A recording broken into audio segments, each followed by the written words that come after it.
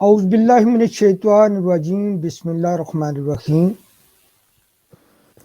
ناظرین، جذبہ نیوز کا نیا لائیو پروگرام لے کر میں آپ کی خدمت میں حاضر ہوں۔ آج ہمارے مہمان ہیں عزت مآب محمد ندیم خان صاحب، جو یونان میں پاکستان کے سفیر ہیں۔ محمد ندیم خان صاحب سینئر ڈپلومیٹ ہیں، پاکستان کونسلیٹ میلان میں کونسل جنرل ہے، وزارت خارجہ میں اوورسیز کے حوالے سے ایڈیشنل سیکرٹری رہے، اور اس وقت یونان میں اس وقت وہ امبیسڈر ہے۔ تو ان سے آج ہم جو سوالات کریں گے وہ کریں گے یونان میں پاکستانی کمیونٹی کے حوالے سے، یورپین یونین اور پاکستان کے تعلقات کے حوالے سے، مختلف کمیونٹی کے علاوہ جو انٹرنیشنل ایشوز ہیں ان کے حوالے سے بھی ان سے ہم سوالات کریں گے۔ ندیم خان صاحب سینئر اور منجے ہوئے ڈپلومیٹ ہیں، میں تو 2014 سے ان کو جانتا ہوں، قریب سے ان کا کام بھی دیکھنے کا موقع ملا۔ انہوں نے پاکستان کونسلیٹ میلان کو ایک آئیڈیل کونسلیٹ بنا دیا تھا۔ اگر کوئی کونسلیٹ میں انٹر ہوتا تو اندازہ ہوتا تھا، ہم پراؤڈلی کہتے تھے کہ ہر کام پاکستان کونسلیٹ میلان میں میرٹ پر ہو رہا ہے۔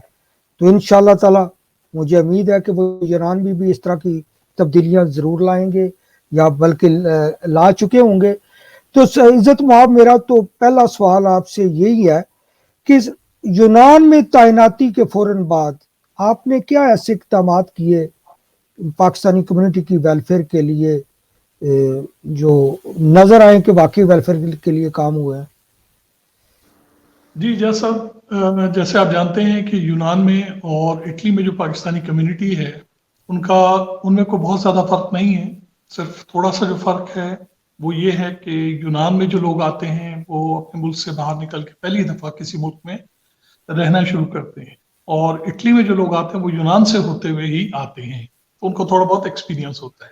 لیکن کہ بیسک پرابلمز جو ہیں دونوں کمیونٹی کے، دونوں طرف کی کمیونٹی کے، وہ تقریباً ایک جیسے ہوتے ہیں۔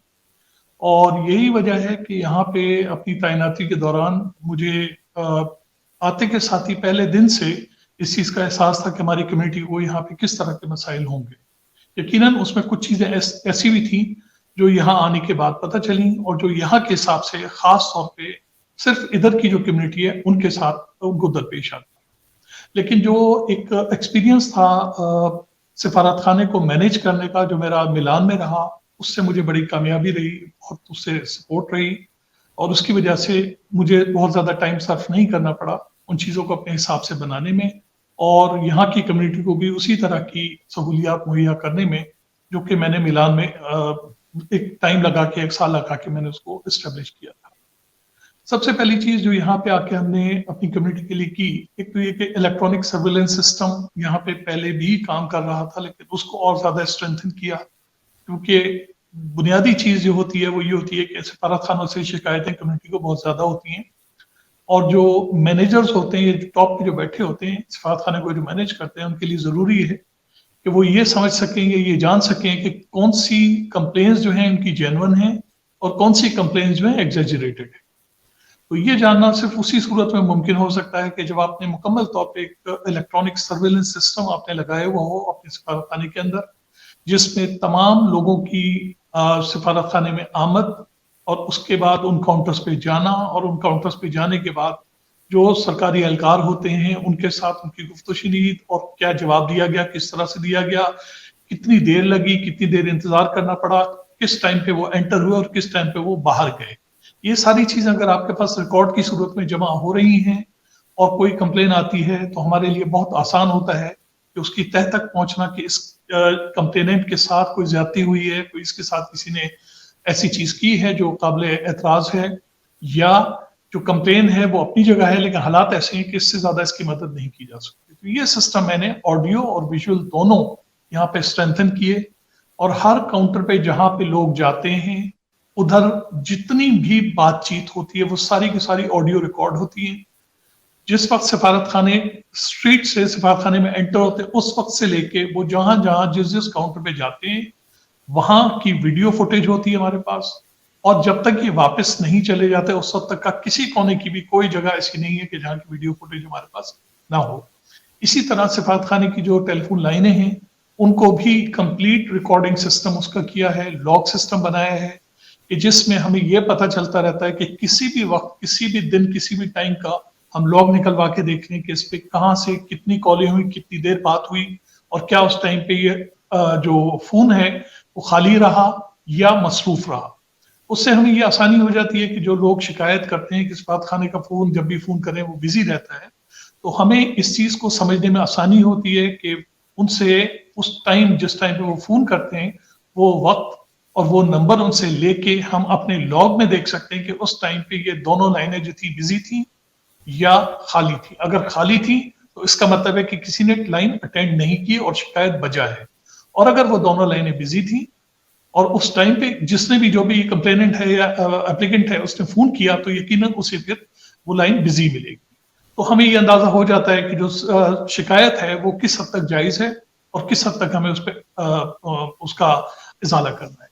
تو یہ وہ چیزیں تھیں بنیادی طور پہ بیسیکلی جو ہم نے شروع کی, اور اس کی وجہ سے کم از کم ہمیں اس چیز کا احساس ہو گیا کہ ہمارے سفارت خانے میں جو کچھ ہم کر سکتے ہیں وہ ہم آلریڈی کر رہے ہیں. اس کے علاوہ جو دوسری ان کی شکایت تھی اس میں بیسک جو تھی وہ پاسپورٹ سے اور ان کے نیشنل اسٹیٹس ویریفیکیشن سے ریلیٹ کرتی ہیں. یہ ایک سرکاری طور پہ ہمارے لیے پابندی ہے کہ کوئی شخص جو بغیر پاسپورٹ کی شناختی کارڈ کے ادھر آتا ہے اس کا سب سے پہلے نیشنل اسٹیٹس ویریفائی کیا جاتا ہے, اور اس کے لیے ہمیں ان کا جو پرٹیکولرز ہیں وہ پاکستان بھیجے جانے پڑتے ہیں, اور وہاں سے جب تک کنفرمیشن نہیں آتی اس وقت تک ان کا نہ تو شناختی کارڈ بن سکتا ہے اور نہ ہی پاسپورٹ بن سکتا ہے. تو اس میں کچھ ڈیلیز کی شکایات تھیں اور کچھ پروسیجرل چیزیں ایسی تھیں کہ جس میں ڈیلے لازمی ہوتا ہے, کیونکہ یہاں سے بیچ کی صورت میں وہ ان کی جو ویریفیکیشنز ہیں وہ پولیس ہیڈ کوارٹر جاتی ہیں, وہاں سے لوکل ایریا کا جو ان کا تھانہ ہے وہاں جاتی ہیں, اور تھانے سے پھر کوئی سپاہی یا کانسٹیبل جو ہے ان کے گھر جاتا ہے, ویریفائی کرتا ہے, اور پھر اسی پروسیس سے یہ چیزیں واپس ہو کے ہم تک آتی ہیں. تو اس میں کم از کم 8 سے 10 ہفتے منیمم لگ جاتے ہیں.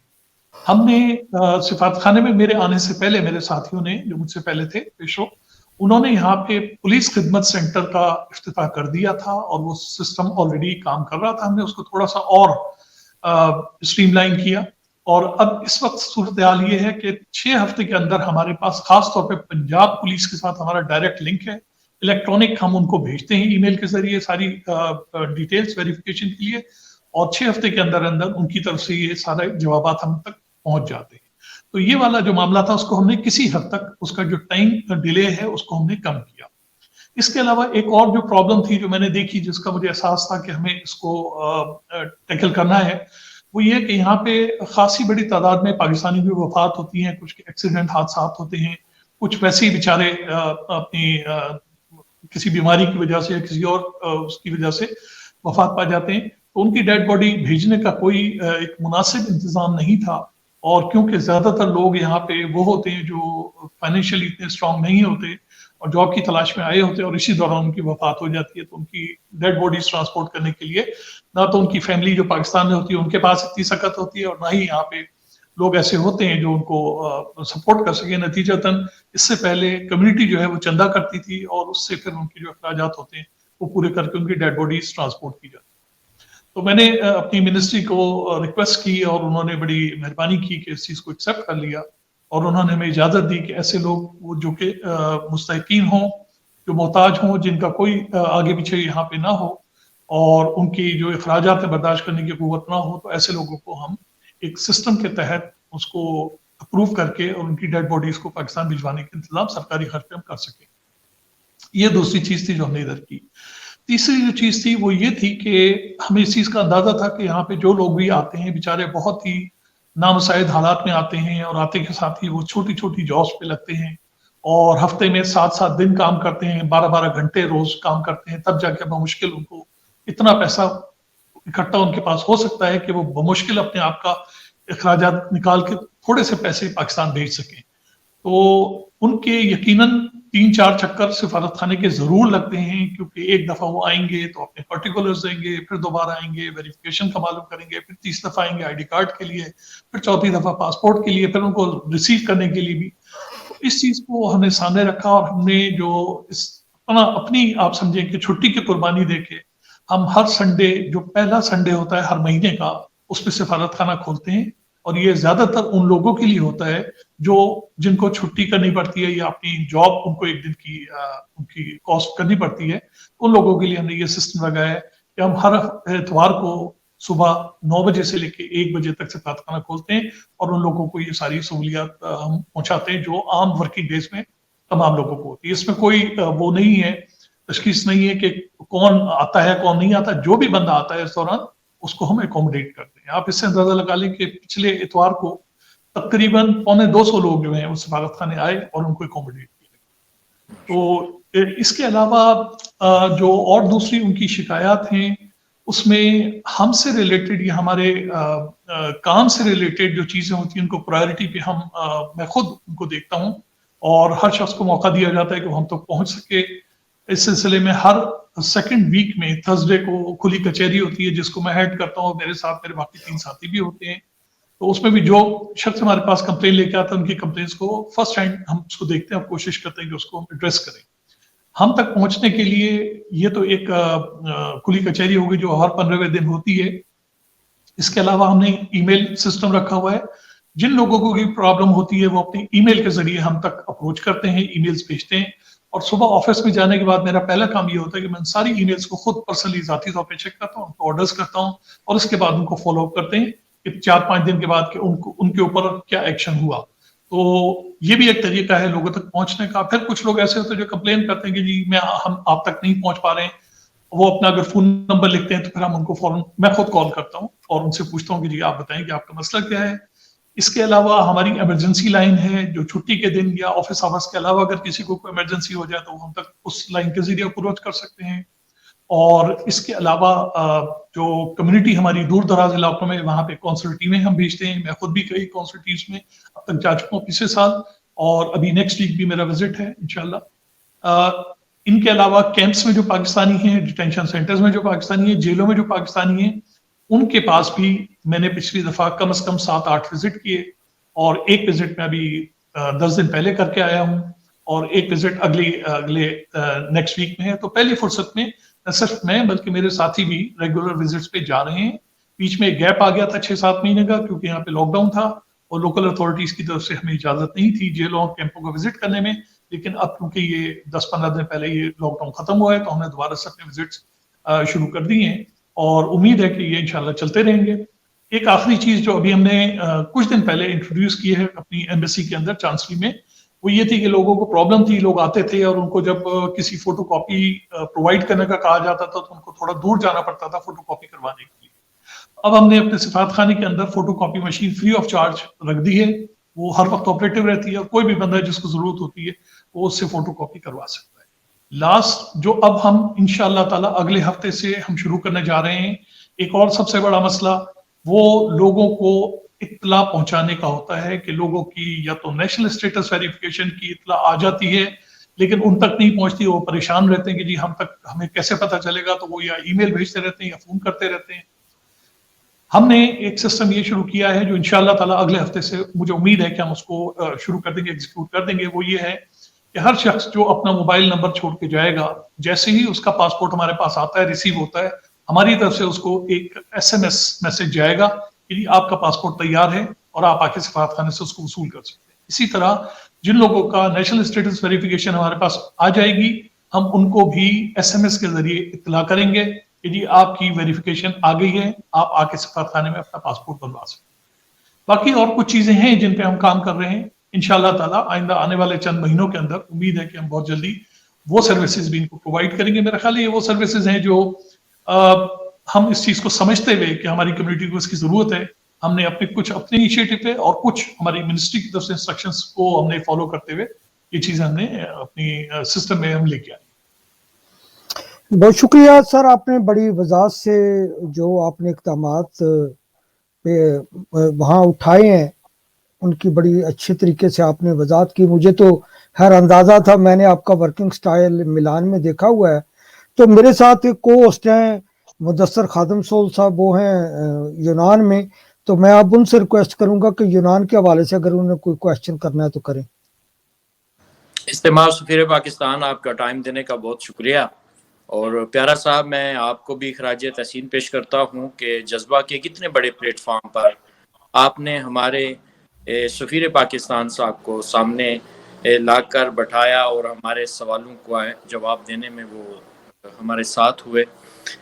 سفیر پاکستان، میں گزارش کروں کہ قبل اس کے میں سوال کروں، پیارا صاحب یہ آپ کے لیے بھی شاید نئی بات تو نہیں ہوگی، لیکن ناظرین کے لیے بلا شبہ بڑی نئی بات ہوگی کہ جب سے سفیر پاکستان یہاں یونان میں تشریف فرما ہیں، انہوں نے سب سے بڑا جو کام کیا وہ یہ کیا کہ عام لوگوں کے لیے سفارت خانے میں ایک ایکسیس جو ہے وہ بڑی ایزی کر دی کہ اب سفیر پاکستان کو ملنے کے لیے آپ کو بہت زیادہ ایفرٹ نہیں کرنی پڑتی. اور یہ عام سطح پر یہ بہت ایک بڑا کام تھا تاکہ میں بھی اور عام سطح کے پاکستانی اگر اپنی کوئی بات اپنی کوئی تنقید بھی کرنا چاہتا ہے یا کوئی دلیل بھی دینا چاہتا ہے، کوئی رائے بھی دینا چاہتا ہے، تو یہ خود بڑے ہی اعلیٰ انداز میں وہ تنقید سنتے بھی ہیں اور مدلل انداز میں اس کا جواب بھی دیتے ہیں. تو یہ یقیناً پاکستانی یونان کیونکہ بہت ایک مشکل مشن ہے، اس میں جب 60-70 ہزار پاکستانی موجود ہیں اور بہت زیادہ پرابلمز ہیں، تو وہاں اس طرح کی شخصیت یقیناً ایک مسیحا کے طور پر ہم انہیں کہہ سکتے ہیں. سفیر پاکستان، آپ نے گزارش میں کروں کہ آپ نے ابھی فرمایا کہ آپ مختلف جیلوں اور کیمپس کے وزٹ کر رہے ہیں، اور جو میڈیا میں یا آپ کی اسپیچ سے بھی یہ سنا، میرا خیال ہے یہ شاید یہ پہلے سفیر پاکستان ہوں گے یونان میں جنہوں نے اتنی ساری جیلوں کا وزٹ کیا. آپ وہاں تشریف لے کر جاتے تو اتنی بڑی تعداد ہے پاکستانیوں کی، ان کے مسائل بھی ہیں جو آپ تک وہ آتے ہیں، تو ان کے مسائل کے حل کے لیے بھی اگر آپ تھوڑی سی وضاحت فرما دیں کہ بہت زیادہ پاکستانی ایسے بھی ہیں بالکل بے گناہ ہیں، تو جب آپ تک ان کی یہ آواز پہنچتی ہے تو اس میں آپ کیا اقدامات کر رہے ہیں؟ دیکھیے، پہلی چیز تو یہ ہے کہ یہ لفظ جو ہے بہت بڑی تعداد، اس کو کوانٹیفائی کرنا بہت ضروری ہے کیونکہ ہر ایک کا ایک اپنی اس کی ڈیفینیشن وہ کریٹ کر لیتا ہے. جو ایکچول فگر ہے جیلوں میں پاکستانیوں کی وہ 600 ہے. اگر آپ اس کو یہاں رفلی 60,000 کی کمیونٹی کے حساب سے دیکھیں تو پرسنٹیج بہت ہی کم ہو جاتی ہے. 600 کوئی بہت بڑا نمبر نہیں ہے، لیکن بہرحال 600 ہمارے پاکستانی ہیں اور وہ جیلوں میں ہیں اور قید ہیں اور ساتھ میں ان کو سزائیں ہوئی ہیں. ان میں سے تقریباً آپ یہ سمجھیں کہ 2/3 وہ لوگ ہیں جن کو سزائیں ہو چکی ہیں، 1/3 وہ لوگ ہیں جن کو ابھی انڈر ٹرائل ہیں، جن کی سزا ابھی ہونی ہے. ان لوگوں کے جو مسائل ہیں، جو سزا ہو چکی ہے، جن کی اپیلیں ہو چکی ہیں، ایگزاسٹ ہو چکی ہیں، ان کے لیے تو بدقسمتی سے کوئی زیادہ نہیں کیا جا سکتا. جو لوگ ابھی انڈر ٹرائل ہیں ان کے لیے یقیناً کچھ کرنے کی گنجائش ہے کہ ان کے لیے کوئی لیگل سسٹم ایسا ہم ڈیولپ کریں یا ان کو ہم اس طرح کی کوئی سہولت دیں کہ جس سے وہ اپنا کیس بہتر طریقے سے لڑ کے یا تو سزاؤں سے بچ سکیں یا اپنے آپ کو بے گناہ ثابت کر سکیں. اس کے لیے کوششیں جاری ہیں. میں پھر دوبارہ یہ کہتا ہوں کہ انشاءاللہ تعالیٰ بہت جلد ہی، میں بھی آئندہ چند ہفتوں میں ہم اس پوزیشن میں ہوں گے کہ ان کے لیے کوئی خوشخبری ہم سنا سکیں آپ کو. لیکن جیسا کہ آپ جانتے ہیں یہ ساری چیزیں جو ہیں یہ سفارت خانہ تنہا اپنے ریسورسز کے ساتھ نہیں کر سکتا. ہمیں اس پہ گورنمنٹ آف پاکستان اور منسٹری آف فارن افیئرس کا تعاون چاہیے، جس کے لیے ہم نے لکھا ہوا ہے، پروسیس میں ہے. چیزیں آرگنائز کرنے میں کافی ٹائم لگ جاتا ہے، بہت ساری چیزیں دیکھنی ہوتی ہیں، بہت سارے مسائل ہوتے ہیں. ان سب کو کرنے کے بعد پھر کوئی ایک طریقہ کار اپنایا جاتا ہے کہ جس میں سفارت خانے ان لوگوں کو جو مختلف جیلوں میں ہیں، کیونکہ آپ کو پتہ ہے کہ یہاں پہ 24 سے زیادہ جیلیں جس میں پاکستانی ہیں، اور یہ 24 کے 24 پورے یونان میں اسکیٹرڈ ہیں، جس میں آئی لینڈز بھی ہیں، جس میں مین لینڈ بھی ہے، ایتھنس سے باہر بہت ساری جیلیں. تو کسی ایک لا فرم کے لیے ممکن نہیں ہے کہ ایک کو ہم انگیج کر لیں اور وہ سب جگہ یہ سروسز پہنچائے. تو آپ اس سے اندازہ لگا لیں کہ ہمیں ہر جگہ جہاں پہ جیل ہے اس علاقے سے کوئی ایسا لائر یا کوئی ایسی فرم ڈھونڈنی ہے جو اس طرح کی سروسز پرووائڈ کر سکے، کیونکہ ان کے مقدمات انہی جیلوں میں ہوں گے جس جگہوں پہ وہ قید ہیں. تو یہ کام اس پہ جاری ہے. انشاءاللہ تعالی ہم یہ کوشش کریں کہ جلد از جلد ہم کوئی ایسا سسٹم بنا لیں کہ جس میں ہمارے لوگوں کو ہم یہ لیگل پروویژن جو ہے یہ دے سکیں. اس کے علاوہ جو مسئلے ہیں ان لوگوں کے جو قید میں ہیں، ان کی جو جنرل پرابلمز ہیں، اس میں یہ ہے کہ ان کو सामान जो ज़रूरियात ज़िंदगी है वो उनको जेल की तरफ से वैसा नहीं मिलता जैसे वो समझते हैं कि मिलना चाहिए। और अक्सर लोगों के पास उनकी कंप्लेन्स होती हैं, उनकी रिक्वायरमेंट होती है कि उनको या तो स्लीपर्स, उनको कपड़े, उनको टूथपेस्ट, साबुन, उनको प्रेयर मैट्स, उनको कुरान शरीफ और इससे मिलती जुलती जो रिक्वायरमेंट की उनकी हैं चीज़ें वो उनको मुहैया की जा सके। ये ऐसी चीज़ है कि जिसको हमने ऑलरेडी अपनी कम्युनिटी के जो मुखियर हजरात हैं उनके साथ ताउन की, उनके ताउन से हम ये चीज़ें जैसे जैसे हमें मिलती हैं, जब हमारा विजिट होता है हम लोगों को ये चीज़ें पहुंचाते हैं और ये पिछले साल से हम कर रहे हैं। हम 100% तो उनकी रिक्वायरमेंट को पूरा नहीं कर सकते, लेकिन ये ज़रूर है कि किसी हद तक हम कोशिश करते हैं कि उनकी जो जो चीज़ें हम पूरी कर सकें हम उसको पूरा करते हैं जो हमारी रिसोर्सेज है। इसके अलावा उनके जो और मसाइल होते हैं उसमें जब हम जाते हैं मिलते हैं तो वो कंप्लेन करते हैं कि कुछ लोगों को मेडिकल फैसिलिटीज मुहैया नहीं होती वहाँ पे जेल में, और कुछ लोगों का ये होता है कि उनकी जो वकील होते हैं उन्होंने किए होते हैं वो पैसे लेके या तो गायब हो जाते हैं या उनको कोई फीडबैक नहीं देते जिसकी वजह से वो परेशान रहते हैं। कुछ लोग अपनी फैमिली के साथ राब्ता रखने में उनको दुश्वारी होती है। कुछ की ये प्रॉब्लम होती है कि उनको उस जगह को खास पिक्युलर प्रॉब्लम्स होती हैं कि जेल के हुकाम जो है उनके साथ कोई नारवा सलूक रखते हैं। ये सारी कंप्लेन्स हम उसी टाइम पे जो जेलर होता है हेड उससे इन कैदियों से मिलने के बाद उनके साथ हम मीटिंग करते हैं और उनको आइडेंटिफाई कराते हैं कि जी ये चीजें कंप्लेन्स हमारे सामने आई हैं और आप इनका इजाला करें। इसके साथ ही पूरा उसके एक नोट्स बनाते हैं और वापस आके उसको बिल्कुल एक शक्ल देके, एक दस्तावेजी शक्ल देके उसको न सिर्फ रखते हैं बल्कि हर 2 हफ्ते के बाद उसका फॉलोअप देखते हैं। मैं खुद उसका फॉलोअप देखता हूँ कि जी लास्ट विजिट में जिन जिन लोगों ने जो जो कंप्लेंट्स की थी, अगर किसी ने कहा था कि जी मेरा वकील मुझे अप्रोच नहीं करता, मैंने उसको 1000 यूरो दिए थे, उसके बाद से वो लेके गायब है, ये उसका नंबर है, तो फिर उसके बाद उसको आने के बाद उसको फोन किया जाता है, उसको कहा जाता है कि जी आप क्यों नहीं कर रहे हैं, क्या क्या वजह है, इसका स्टेटस बताएं। और फिर मैं खुद 15 दिन के बाद उसका पूरा रिव्यू करता हूँ कि जो जो एक्शनेबल चीजें थी उस पर क्या एक्शन हुआ। बज़ाहिर ये बड़ा मुश्किल काम है, लेकिन अगर कोई होल हार्टेडली इस चीज को करना चाहे तो मेरा ख्याल ये किया जा सकता है। हमारी कोशिश यही है कि हम इसको जितना ज्यादा से ज्यादा स्ट्रीमलाइन कर सकें, ज्यादा से ज्यादा प्रोडक्टिव कर सकें, वो हम करें और इंशाल्लाह हम इस पे अपना सफर जो है जारी रखेंगे और जितनी ज्यादा से ज्यादा इनको सहूलियात हम पहुंचा सकते हैं वो हम पहुंचाएंगे। इसके अलावा लास्टली हम अभी उस चीज पे भी काम कर रहे हैं कि इनकी गवर्नमेंट के साथ कोई ऐसा हम मुआहदा कर लें कि जिसमें हमारे जो सेंटेंस प्रिजनर्स हैं वो अपनी सजा जो है पाकिस्तान में पूरी कर सकते हैं। और इसी तरह अगर कोई ग्रीक वहां पे नेशनल है पाकिस्तानी जेलों में कैद, तो उसको रिपेट्रिएट करके यहाँ पे अपनी वो सजा पूरी करे, क्योंकि उसमें कम से कम ये चीज हो जाती है कि जब इंसान अपने वतन में होता है, अपने मुल्क में होता है, अपने लोगों के दरमियान होता है, तो सजा का जो इम्पैक्ट है वो किसी हद तक कम हो जाता है। यहाँ पे लोगों को अच्छी खासी लंबी लंबी सजाएं हुई हैं और हमें उस चीज का बड़ा अफसोस है, लेकिन इसमें सिर्फ यही किया जा सकता है कि इस तरह का कोई अरेंजमेंट इनके साथ हम कर लें कि जिसमें लोगों को ये मौका मिले कि पाकिस्तान जाके अपनी सजा पूरी कर लें। ये अभी बहुत प्रीमैच्योर है, मैं इस पर कुछ नहीं कह सकता, लेकिन हम इस पे काम जारी अपना रखे हुए। सर, ये आपने कैंपों की भी हालत-ए-ज़ार देखी, आप गए हैं कैंपों में, मिले हैं लोगों को, इसके आपने देखा कितनी बुरे हालात हैं, जो इलीगल तरीके से लोग आ रहे हैं, फिर भी पाकिस्तान से रुझान इलीगल तरीके से आने का जारी है। आप इसको किस नजर से देखते हैं? देखिए, ये एक यकीनन एक तकलीफ दह बात है और एक मुश्किल अमल है कि ये लोग जो हैं इन सब चीज़ों के तकालीफ के और सब खतरात के बावजूद अपनी मुआशी हालात की वजह से मजबूर होते हैं कि वहाँ से निकल के गैर कानूनी तरीके से यूरोप आए। और इस सिलसिले में बड़े ऑर्गेनाइज्ड गैंग्स हैं जो हर जगह काम कर रहे हैं। या ऑर्गेनाइज्ड गैंग्स की प्रेजेंस पाकिस्तान में भी है, ईरान में भी है, तुर्की में भी है और ग्रीस में भी है। हमारी गवर्नमेंट ने भी इस सिलसिले में बड़े कॉन्क्रीट कदम उठाए कि इन लोगों की बेकनी हो सके और इस जो एक इलीगल टाइड है इसको रोक सके। लेकिन यकीनन इसमें क्योंकि 4 मुख्तलिफ जुरिस्डिक्शंस आती हैं और उसमें ताउन आपस में बहुत जरूरी है। जब तक वो ताउन नहीं होगा उस वक्त तक आप इस तरह के इंटरनेशनल गैंग्स का खात्मा नहीं कर सकते। गवर्नमेंट ने 2 साल पहले यहाँ पे एक स्पेशल हमारा जो रिप्रेजेंटेटिव है FIA का लिंक ऑफिस कायम किया था, जिनका काम ये है कि इस तरह के लोग और इस तरह के एजेंट्स जो हैं उनकी जो इंफॉर्मेशन है उसको शेयर करना और उनके खिलाफ इक़दाम उठाना। वो हम यहाँ जो ग्रीक गवर्नमेंट है इसके साथ हम मुसलसल इन टच हैं। कुछ के खिलाफ कार्रवाइयां होती रहती हैं, कुछ के खिलाफ पाकिस्तान में होती हैं, कुछ पाकिस्तान से इंफॉर्मेशन आती है तो यहाँ होती हैं। तो ये सारी चीजें चल रही हैं, इसमें थोड़ा सा टाइम लगेगा इनको कवर करने में, लेकिन मेन चीज ये है कि जब तक लोग खुद इसको डिस्करेज नहीं करेंगे उस वक्त तक ये सिलसिला चलता रहेगा, क्योंकि डिमांड है और सप्लाई है, ये दोनों चीजें मौजूद हैं।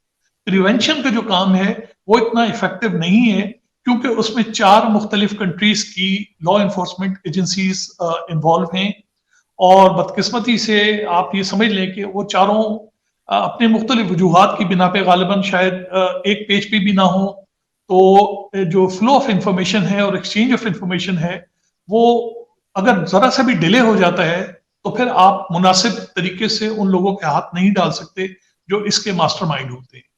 तो ये प्रॉब्लम अपनी जगह है, और लोकल रूल्स के अंदर भी आप समझते हैं कि यहाँ पे ये प्रोविजन है कि एक दफा अगर कोई लैंड कर जाता है यूरोप में तो उसके बाद उसके पास कानूनी हक होता है कि वो असाइलम के लिए अप्लाई करे, और असाइलम के लिए अप्लाई करने के बाद जब वो जैसे ही असाइलम के लिए अप्लाई करता है तो लोकल कवानीन के हिसाब से उस शख्स का, चाहे वो पाकिस्तान से किसी भी मुल्क से ताल्लुक रखता हो, उसको अपनी एम्बेसी के साथ फिर राब्ता रखने का इख्तियार नहीं रहता, और ना ही एम्बेसी को उसके बारे में कोई इतला दी जाती है और ना इख्तियार दिया जाता है कि वो लोगों से मिल सके। यही वजह होती है कि जो कैंप्स में हमारे मेजॉरिटी में लोग हैं उसमें मेरा ख्याल है कि 60-70% लोग वो होते हैं जिन्होंने अप्लाई किया होता है, उनका प्रोसेस चल रहा होता है और हम उनसे नहीं मिल सकते।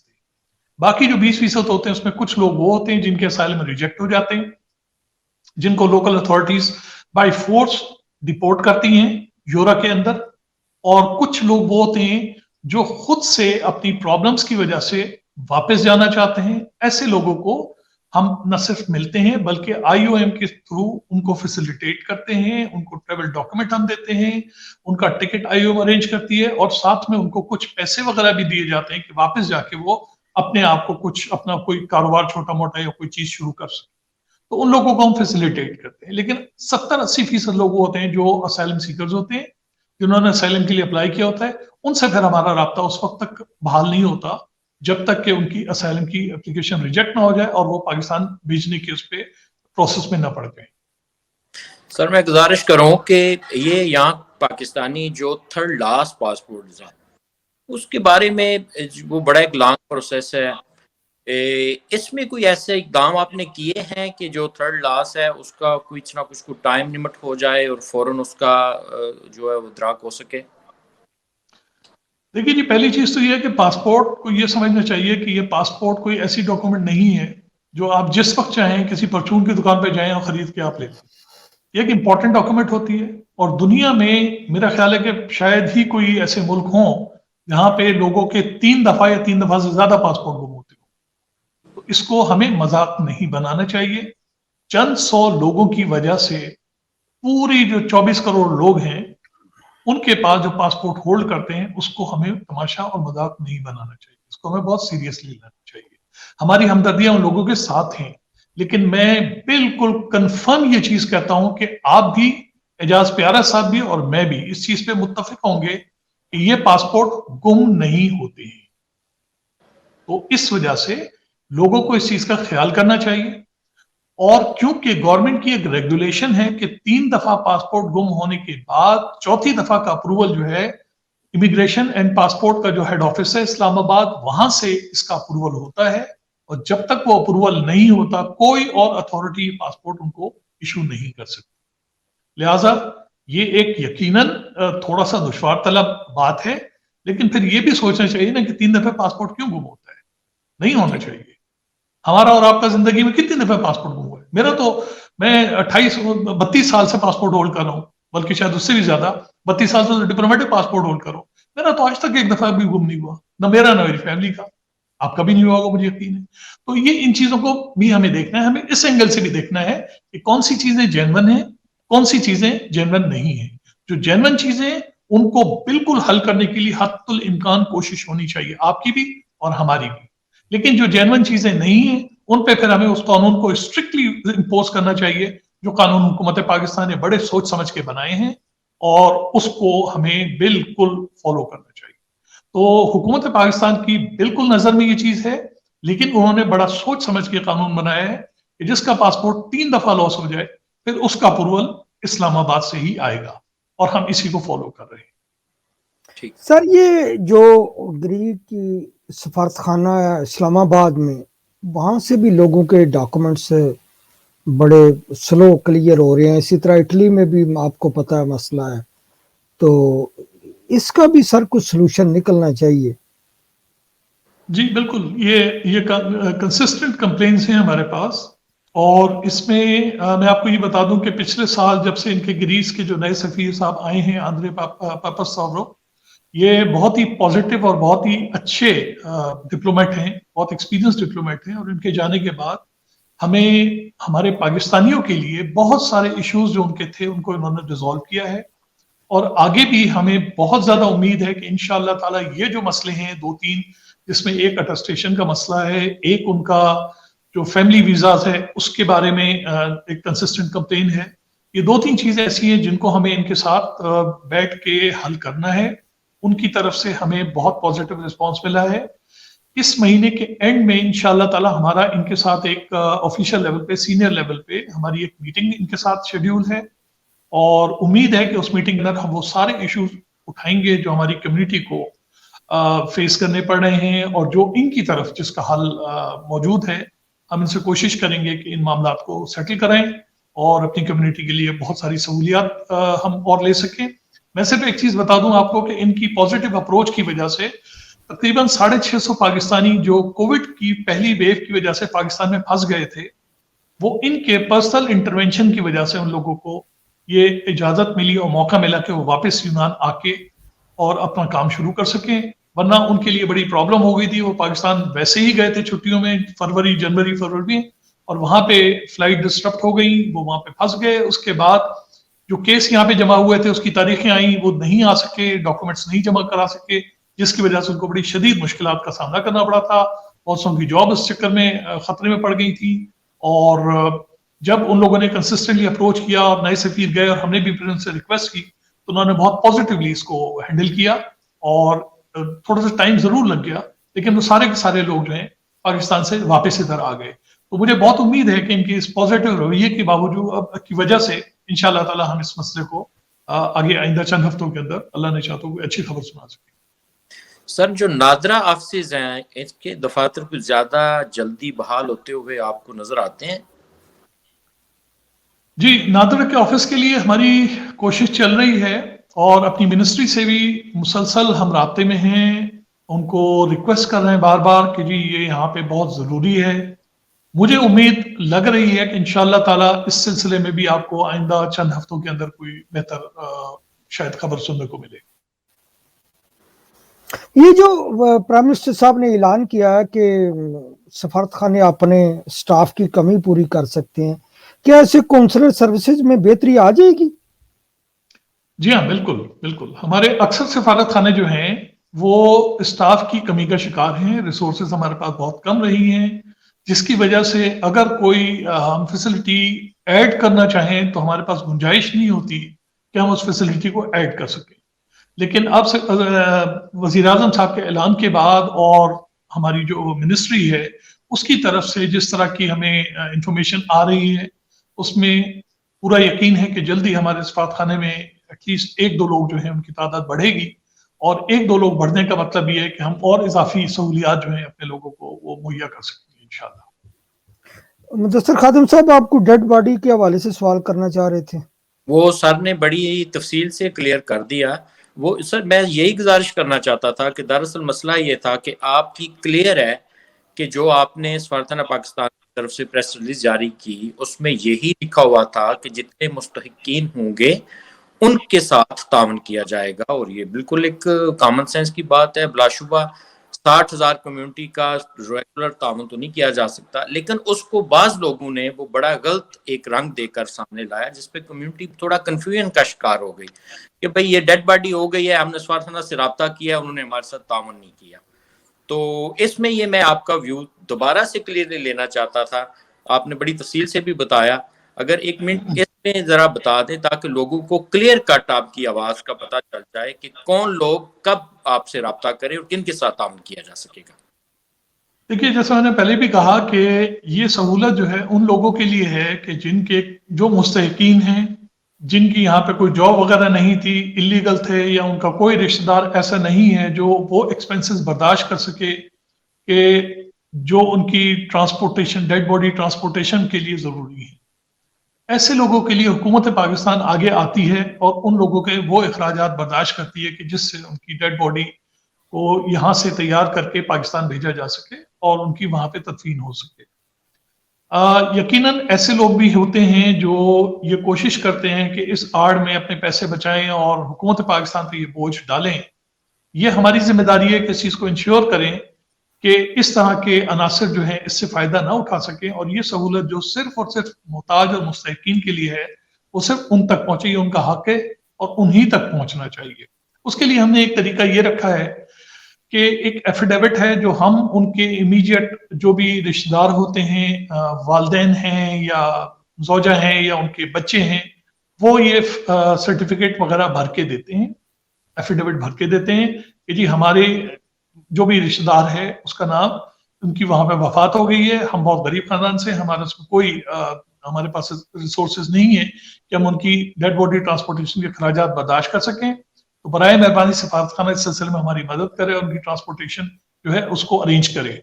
और इसके साथ वो ये भी लिखते हैं कि जी अगर इस सिलसिले में बाद में ये चीज पता चली कि ये जो एफिडेविट हमने दिया ये झूठ है, तो हम पाबंद होंगे कि इस ट्रांसपोर्टेशन के जितने अखराजात होंगे ये हम सफारतखाने को वापस करेंगे। ये हम इसलिए लिखवाते हैं कि एक शख्स की अगर यूनान में वफात हुई है तो उसके बाद उसकी अगर कोई ड्यूज हैं कंपनी के या किसी और तरह से उनकी कोई ऐसी पेमेंट्स हैं जो उनको मिलने वाली हैं, उसके लिए भी फिर उस शख्स को या उनके रिश्तेदारों को लामहला हमसे राब्ता करना पड़ेगा। और अगर ऐसी सूरत में वो जब राब्ता करेंगे उस टाइम पे हम देखेंगे कि इन्होंने गवर्नमेंट के एक्सपेंसेस पे ट्रांसपोर्ट करवाई थी या एफिडेविट दे के या अपने एक्सपेंसेस पे किया था। अगर अपने एक्सपेंसेस पे किया था तो फिर हम उनके तमाम दस्तावेजात को बगैर किसी प्रॉब्लम के हम उनको अटेस्ट करके दे दें। लेकिन अगर ये चीज सफारतखाने की तरफ से हुई है, गवर्नमेंट के एक्सपेंसेस में गई है, तो इसका मतलब है कि उन्होंने इस चीज का झूठ बोला था और ये पैसे या ये ड्यूज जो थे उनको मिलने थे और उनकी इस फाइनेंशियल हैसियत थी कि ये खुद अरेंज कर सकते थे, लेकिन उन्होंने गलत बयानी से सफारतखाने के ऊपर ये बोझ डाला, तो उस सूरत में फिर हम उसको उस वक्त तक ब्लॉक करेंगे जब तक कि वो ये पैसे वापस नहीं करें। सर, यूनान और पाकिस्तान के दरमियान तिजारती ताल्लुकात कैसे हैं? तिजारती ताल्लुकात हमारे यूनान के साथ कोई बहुत ज़्यादा स्ट्रॉन्ग नहीं है, और उसकी वजूहात ये हैं कि यूनान की जो इकोनॉमी है वो पिछले तकरीबन 10-12 साल से आप समझ सकते हैं कि वो बहुत अच्छी हालत में नहीं रहे, वो खुद सफ़र कर रहे थे, और जिसकी वजह से उनकी एक्सपोर्ट इंपोर्ट जो है उसमें एक डिसबैलेंस भी है, और उनकी ज़्यादातर इंपोर्ट्स जो हैं वो यूरोपियन यूनियन से या ऑस्ट्रेलिया, यूरोपियन यूनियन और इसके अलावा चाइना, रशिया, इन कंट्री से हैं। पाकिस्तान या साउथ ईस्ट एशिया की तरफ उनका रुझान बहुत कम है। यही वजह है कि जो चीजें वो पाकिस्तान से इंपोर्ट करते हैं उनकी जो टोटल वॉल्यूम है वो तकरीबन $60 मिलियन है, और जो चीजें वो पाकिस्तान को एक्सपोर्ट करते हैं वो तकरीबन 28 से 30 मिलियन है। तो टोटल हमारा ट्रेड जो है वो $90 मिलियन के करीब है, जो कि बहुत ही ज्यादा आप कह लेंगे अच्छा नहीं है। कुछ सेक्टर ऐसे हैं कि जहां पे इनके साथ कोऑपरेशन की गुंजाइश है, लेकिन पिछले एक साल में कोविड की वजह से आमद-ओ-रफ्त और ये तमाम जो एक्टिविटीज हैं इन पे एक तरह से पाबंदी ही रही, क्योंकि लॉकडाउन रहा और उस तरफ न सिर्फ तवज्जो नहीं दी जा सकी बल्कि हालात भी इस तरह के नहीं थे कि उस सिंथ में कोई ज्यादा फोर्स किया जाता, इन चीजों को रिवाइव किया जाता। लेकिन ये अब इंशाअल्लाह ताला हमारी कोशिश है कि वो सेक्टर्स खासतौर पे जैसे ओलिव की जो प्लांटेशन है, इस सिलसिले में हम इनसे बहुत फायदा उठा सकते हैं। उसके लिए हमने ऑलरेडी काम शुरू किया है और अपनी अथॉरिटीज को भी लिखा है कि ये फैसिलिटीज हमें अवेल करनी चाहिए। इनकी बड़ी एक्सपर्टीज है, दुनिया में ये सेकंड लार्जेस्ट ऑयल मैन्युफैक्चर करते हैं, बनाते हैं, प्रोड्यूस करते हैं, तो इनकी एक्सपर्टीज है। फिर ये कि ओलिव ट्रीज की जो ग्राफ्टिफिकेशन है उसमें ये हमें सहूलत पहुंचा सकते हैं, इनकी टेक्नोलॉजी से हम फायदा उठा सकते हैं, और बहुत सारे इस फील्ड से रिलेटेड जो काम है वो हम इनसे हेल्प ले सकते हैं। शिपिंग वगैरह की तरफ भी हमने थोड़ा सा फोकस किया हुआ है, हम उसमें भी इनसे हेल्प ले सकते हैं, इनकी बड़ी स्ट्रॉन्ग इंडस्ट्री है। اور اس کے علاوہ جو ہمارا ایگزسٹنگ جو سیٹ اپ ہے ٹیکسٹائل کا، اس میں جی ایس پی کی وجہ سے ہمیں کافی ایج ہے، اور کافی بڑی تعداد میں ہمارے بلکہ میجر ایکسپورٹ جو ہے گریس کو وہ اسی سے ریلیٹ کرتی ہے. تو یہ چند ایک سیکٹرز ہیں جہاں پہ یہ حالات تھوڑے سے بہتر ہو جائیں گے تو انشاءاللہ اس میں ایکٹیویٹیز ہوں گی، اس میں ٹریڈ ڈیلیگیشنز کے وزٹ ہمارا کرانے کا پلان ہے، اور اسی طرح یہاں پہ اگر ممکن ہو سکا تو کوئی ہم سنگل کنٹری ایگزیبیشن وغیرہ کے بارے میں بھی سوچ رہے ہیں کہ پاکستانی پروڈیوس جو ہیں وہ یہاں پہ ہم انٹروڈیوس کروا سکیں اور یہاں کے لوگوں کو اس طرف مائل کر سکیں. سر میں اپنی برادری کے بیاف پہ آپ کا بے شک کووڈ-19 میں آپ کو اس طرح سے کام کرنے کا موقع نہیں مل سکا جو آپ میں اسپرٹ تھا، جو جس طرح سے آپ کا تجربہ تھا، تو یہ میں سمجھتا ہوں کہ یہ تو پوری دنیا کی ایک بدقسمتی تھی کہ کووڈ-19 آ گیا. اس کے ساتھ پاکستانی برادری بھی اس بہت زیادہ آپ کے تعاون سے مرحوم رہی. اگر یہ پرابلم نہ ہوتا تو آپ اس سے بہت زیادہ کام کرتے. لہٰذا برادری کے بیاف پہ ہم آپ پہ بہت خوش ہیں، آپ بڑے زبردست اقدام کر رہے ہیں، اور آئندہ بھی ہم یہ سمجھتے ہیں کہ انشاءاللہ آپ بہتر سے بہتر کرنے میں اپنی پوری محنت کریں گے. سر آپ سے آنے سے پہلے بھی یہ بات ڈسکس ہوتی رہی، ہمارا جو پرانا سفارتخانہ کی بلڈنگ ہے، چونکہ فیملیز کی تعداد دن بدن بڑھ رہی ہے اور ہمارے بچے اردو زبان اور مطالعہ پاکستان وغیرہ سے بالکل محروم ہیں، اور اس وقت یہ سوچا جا رہا تھا سفیر پاکستان جو تھے آپ سے پہلے کہ بھئی ایسی کوئی صورتحال ہو جائے کہ سفارتخانہ کی پرانی بلڈنگ جو ہے اس کو اگر کمیونٹی اس میں تعاون کرے تو اس میں قرآن پاک کی تعلیم دی جا سکے، اردو کی تعلیم دی جا سکے، مطالعہ پاکستان کی تعلیم دی جا سکے. تو اگر اس میں آپ تھوڑی سی کوئی کاوش کریں یا آپ کی نظر میں یہ کیا ممکن ہے؟ دیکھیں اس سلسلے میں نے پہلے بھی یہ معاملہ ریز ہوا تھا کسی میٹنگ میں جو شروع میں لاسٹ ایئر، اور اس میں نے یہی کہا تھا کہ جی سب سے پہلے تو ہمیں کوئی ڈیٹا اپنے پاس بنانا چاہیے کہ جس سے ہمیں یہ پتا چلے کہ اتنی فیملیز یہاں پہ موجود ہیں، اتنے بچے ہیں جو واقعی میں جن کو اردو کی تعلیم کی یا قرآن شریف کی تعلیم کی ضرورت ہے اور اس کے لیے ان کو جگہ درکار ہے. ہم اگر کوئی چیز، سب سے پہلی چیز سے آپ یہ سمجھ لیں کہ وہ پرانی بلڈنگ جو ہے وہ اس وقت اس حال میں نہیں ہے کہ وہ کسی اس طرح کے مقاصد کے لیے استعمال ہو سکے بغیر رینوویشن کے. اس میں کوئی بھی چیز شروع کرنے سے پہلے ہمیں اس میں الیکٹریسٹی ریسٹور کروانی ہوگی، ہمیں اس میں پانی ریسٹور کروانا ہوگا، اس کی ہمیں رینوویشن کروانی ہوگی، اس کی ہیٹنگ کا سسٹم ہمیں صحیح کروانا ہوگا، تب جا کے وہ قابل استعمال ہو سکتی ہے. اور کیونکہ جب سے ہم وہاں سے موو ہوئے ہیں یہ ساری چیزیں ڈسکنٹینیو کروا دی گئی ہیں کہ خام خائی کے ایکسپینسز کوئی بھی برداشت نہیں کرتا، اور منسٹری کو ہم نے اس بارے میں لکھا ہوا ہے کہ جی اس کے ڈسپوزل کے بارے میں آپ ہمیں بتائیں. اس کا ڈسپوزل فردر جو بھی ہوگا گورنمنٹ کی انسٹرکشن کے حساب سے ہوگا. کوئی ایسا پروپوزل جو ہم منسٹری کو دیں کہ جی اس چیز کی ہمیں ضرورت ہے، یہ پراپرٹی ہماری پڑی ہوئی ہے، اس میں اتنا پیسہ خرچ ہوگا اس کو رینوویٹ کرنے میں، اور اس کے بعد ہم اس کو اس مقصد کے لیے استعمال کرنا چاہتے ہیں، اس کے لیے ضروری ہے کہ ہمارے پاس فیکٹس اینڈ فیگرز ہوں. میں یہ ایک دو دفعہ پہلے بھی کمیٹی کے جو ہمارے لیڈرز تھے ان کو کہہ چکا ہوں کہ جی آپ ہمیں کوئی لسٹ بنا کے دیں، فیملیز کی لسٹ بنا کے دیں، اسٹوڈنٹس کی لسٹ بنا کے دیں، تاکہ ہم پھر اس کے بیسس پہ منسٹری کو لکھ سکیں اور ان سے اپروول لے سکیں. جب تک ایسا نہیں کریں گے ہمارے لیے ممکن نہیں ہے کہ وربلی ان سے اجازت مانگیں اور ان سے ہم اس چیز کی اختیار لیں اور اس کے بعد اس کو رینوویٹ کرا کہ اس کو قابل استعمال بنے. تو یہ کام کمیونٹی کا ہے کہ وہ ان چیزوں کو ہمارے پاس لے کے آئیں تاکہ پھر ہم یہ پروپوزل منسٹری کو بھیج سکیں. ہز ایکسیلنسی پچھلے دنوں یورپین یونین نے پاکستان کے خلاف قرارداد منظور کی، آپ اس کو کس نظر سے دیکھتے ہیں؟ دیکھیے بظاہر تو یہ بڑی ہمارے حساب سے تو بڑی خراب ڈیولپمنٹ تھی، ڈس اپوائنٹمنٹ ہوئی ہمیں اس چیز پہ، کیونکہ اس میں واضح طور پہ ایک چیز نظر آ رہی تھی کہ جہاں ایک طرف وہ اس قرارداد کو فریڈم آف ایکسپریشن کو بیس بنا کے پاکستان کے اگینسٹ ایک چیز منظور کرتے ہیں، وہاں پہ وہ اس چیز کو مکمل طور پہ نظر انداز کرتے ہیں کہ مسلمانوں کی جو اٹیچمنٹ ہے حضور صلی اللہ علیہ وسلم کی ذات اقدس کے بارے میں، وہ کسی بھی چیز سے بلند و بالا ہے، کسی بھی چیز سے برتر ہے. مسلمان خاص طور پہ ہم لوگوں کی جو اٹیچمنٹ ہے وہ ہم کسی چیز کو مد نظر نہیں رکھتے، کسی چیز کو خاطر میں نہیں لاتے جب بات ایسی ہستی کی ہوتی ہے. اور کیونکہ یہ چیزیں ایسی ہوئی ہیں ویسٹ کے اندر کہ جہاں پہ حضور صلی اللہ علیہ وسلم کی ذات کو نشانہ بنایا گیا ہے، اور یہ چیزیں کسی بھی مسلمان کے لیے، خاص طور پر ہمارے لیے، ناقابل برداشت. اگر جان بوجھ کے ہمارے جذبات کو چھیڑا جائے گا، اگر جان بوجھ کے ہماری سینٹیمنٹس کو پرووک کیا جائے گا اور ان کو اگنور کیا جائے گا، اس چیز کو کہ آپ کی حد کہاں تک ہونی چاہیے فریڈم آف ایکسپریشن کی، تو پھر اس طرح کی چیزیں ریئیکشنز آئیں گے. اور اگر ریئیکشنز آئیں گے تو پھر اس پہ آپ کسی کو مورد الزام نہیں ٹھہرا سکتے.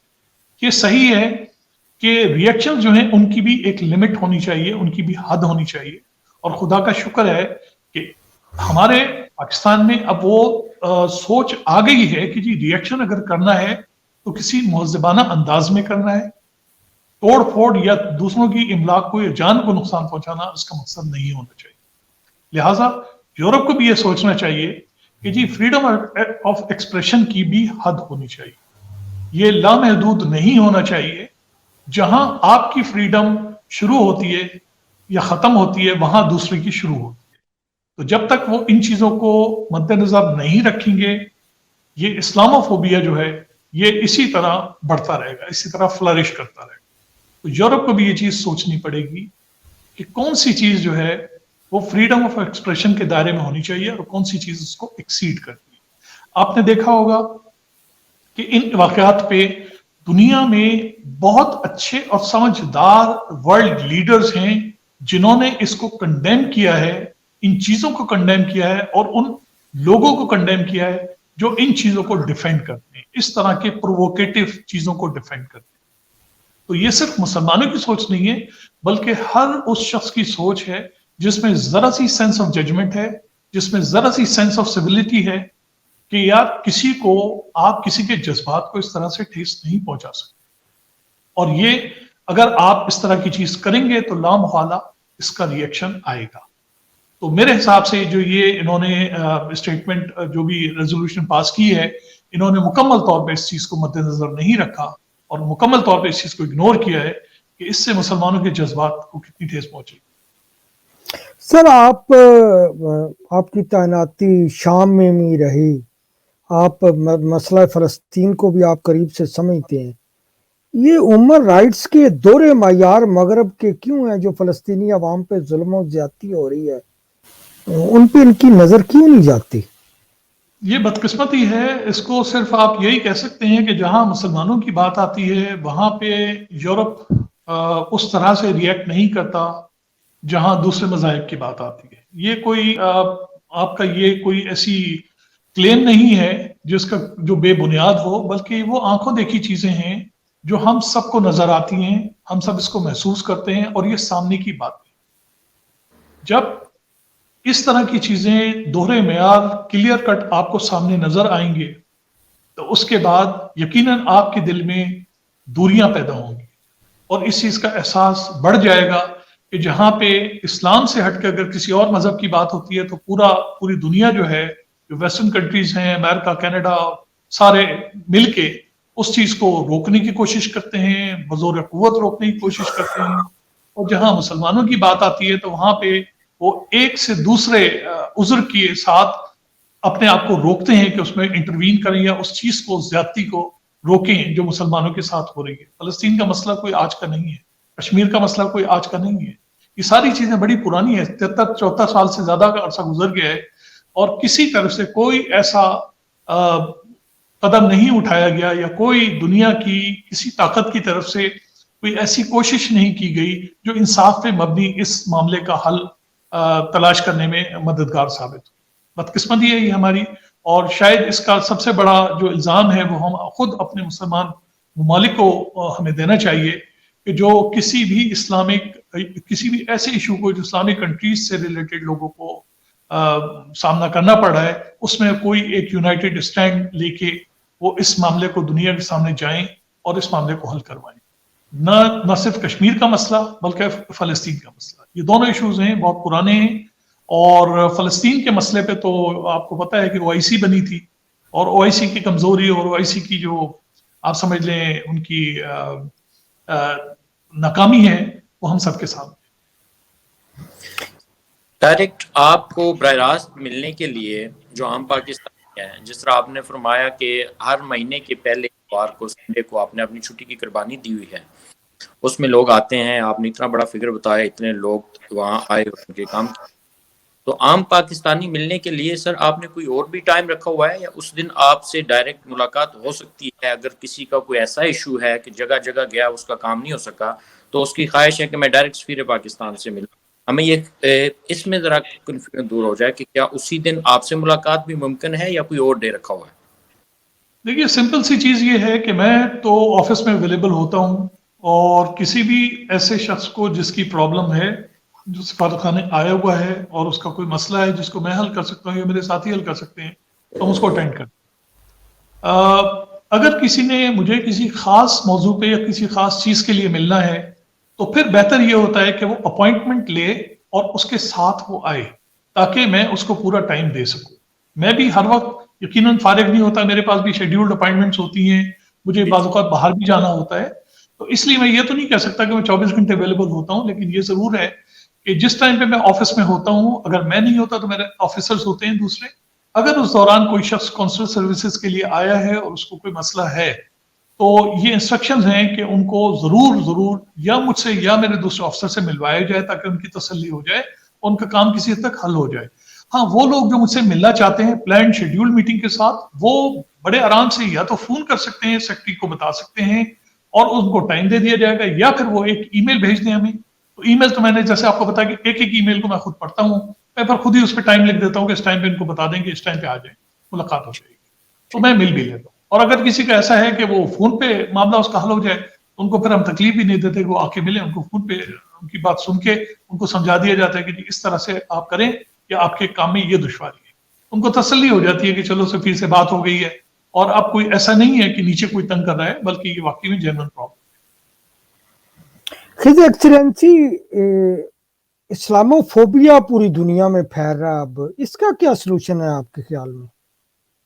دیکھیے اس کا سولوشن سب سے امپورٹنٹ تو وہی ہے جو پرائم منسٹر صاحب گاہے بگاہے اس کو پیش کرتے رہتے ہیں. ہر فورم پہ انہوں نے اس بات کو اٹھایا ہے، ہر جگہ انہوں نے یہ چیز سمجھانے کی کوشش کی ہے کہ جی اسلام از اے ریلیجن آف پیس، اور اس میں یورپ کو یا کسی اور قوت کو، طاقت کو یا کنٹری کو اس میں یہ نہیں سمجھنا چاہیے کہ ہم ہر صورت میں ہر جگہ آپ کے خلاف ہیں. ایسا نہیں ہے. ہم پیس، امن کے ساتھ رہنا چاہتے ہیں، اور ہمیں بھی امن کے ساتھ رہنے کا اتنا ہی حق ہے جتنا یورپ میں یا کسی اور جگہ دوسرے ان کے شہریوں کو ہے.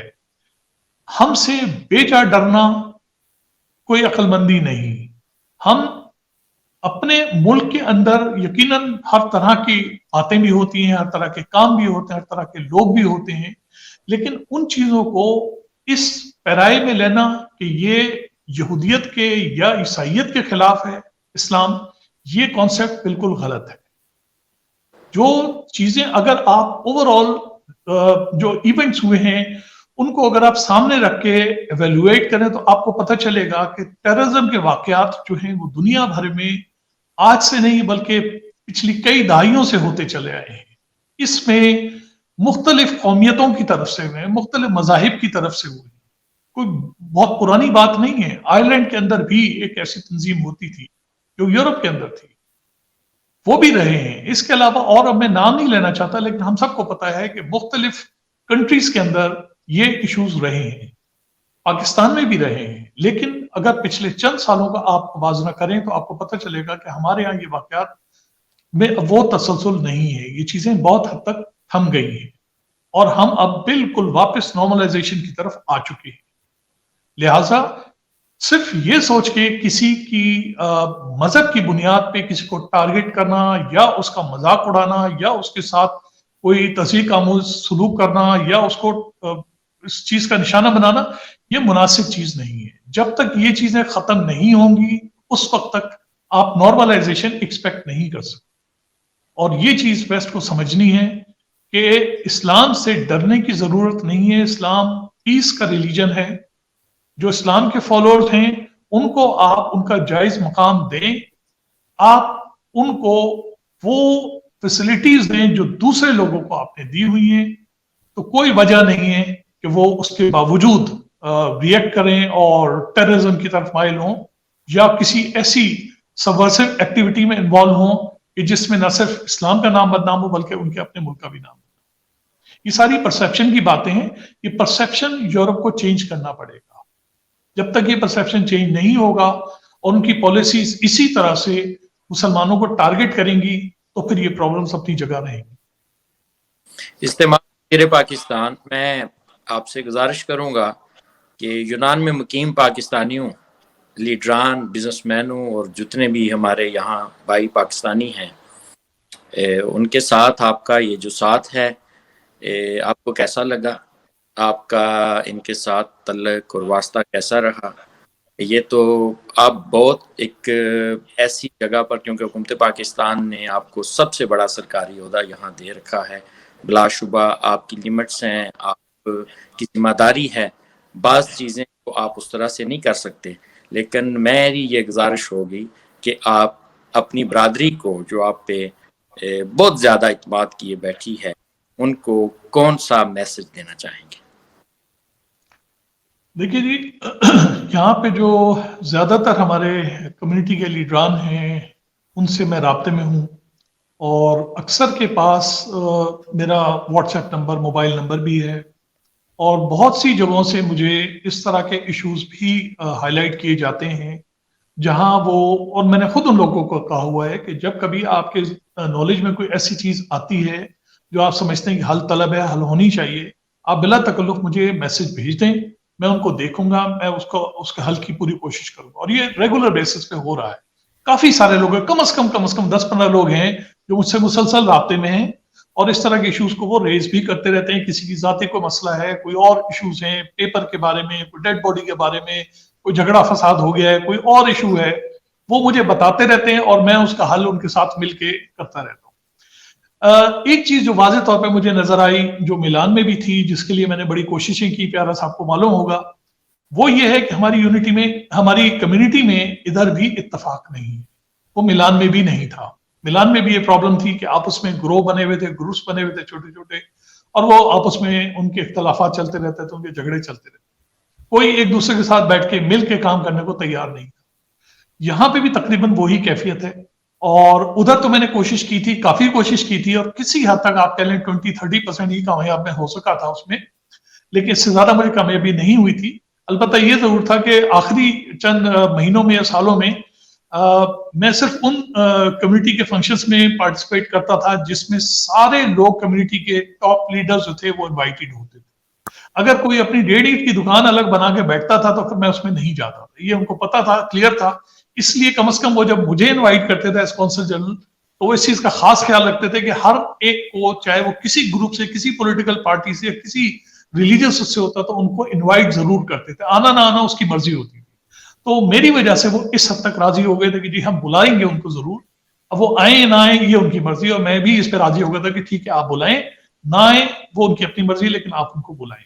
تو یہ چیز وہاں میلان میں ہو گئی تھی. یہاں پہ بھی میری یہ خواہش ہے کہ ہم جب کوئی بھی فنکشن کریں، ہم کوئی بھی ایسی چیز کریں، تو ہم مل بیٹھ کے کریں. ہم بچپن سے یہ چیز سنتے چلے آئے ہیں کہ یونٹی از اسٹرینتھ. اس کے باوجود ہم اس چیز کو ہمیشہ اگنور کریں. یونٹی کیا ہے؟ ہمارے کون سے اتنے بڑے ایشوز ہیں، کون سے اتنی بڑی ہمیں کوئی پرائم منسٹرشپ مل رہی ہے یہاں پہ، یا سینیٹرشپ مل رہی ہے کہ جو اگر ہم اس کو سپورٹ کر دیں گے تو اس کا بابا ہو جائے گی، تو ہماری وہ سیٹ چلی جائے گی، اس کو مل جائے گی. ایسی کوئی چیز نہیں. ہم سب یہاں پہ ایک ہی اسٹیٹس کے ہیں، ایک ہی پرابلمز کا شکار ہیں، ایک ہی طرح اسٹرگل کر رہے ہیں، ایک ہی ملک سے ہیں، ایک ہی پاسپورٹ، ایک ہی جیسا پاسپورٹ ہے، ایک ہی پرچم ہے. یہ سب کچھ ایک ہی ہے، اس کے باوجود راستے ہمارے جدا جدا ہیں. تو مجھے یہ سمجھ میں نہیں آتا کہ ہم اپنے راستے ایک کیوں نہیں کر سکتے. اور خاص طور پہ وہ ایشوز جہاں پہ ہماری قوم کا، جہاں پہ ہمارے ملک کا، جہاں پہ ہمارے پاکستان کا نام ہو، جہاں پہ ہماری پہچان پاکستان ہو، جہاں پہ ہمیں پاکستانی کمیونٹی کے طور پہ جانا جائے، وہاں پہ ہم ایک کیوں نہیں ہو سکتے؟ تھوڑی دیر کے لیے صحیح ایک ہو جائیں. اس ایک دفعہ جب آپ اس چیز کی اہمیت سمجھیں گے، جب اسٹرینتھ سمجھیں گے، اس کے بعد آپ کو احساس ہوگا کہ آپ نے کتنا ٹائم ویسٹ کر. جہاں جہاں کمیونٹیز یونائٹڈ ہیں، وہاں ان کی آواز بہت اچھے طریقے سے سنی جاتی ہے، نہ صرف اپنے سفارت خانے میں، اپنے ملک میں، بلکہ ملک سے باہر. اور جہاں ڈیوائیڈڈ ہوتے ہیں، وہاں پہ پھر ان کو ہر طرح کے مسائل کا سامنا کرنا.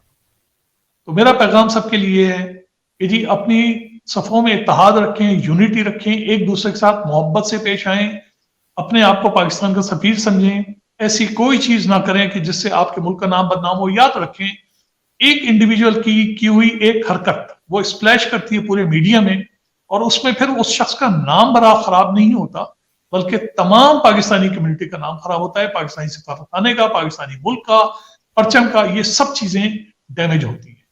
تو ہم میں سے ہر شخص جو ہے ذمہ دار ہے اس چیز کا, اور ہم سب لوگ کلیکٹیولی جو کمیونٹی کے لیڈرز ہیں یہ ان کی ذمہ داری ہے کہ اپنے لوگوں کو اس چیز پہ سمجھائیں اور اس چیز کی تلقین کریں اور اپنی صفوں میں اتحاد رکھیں. اوپر سے اتحاد ہوگا تو نیچے خود بخود وہ ٹرکل ڈاؤن.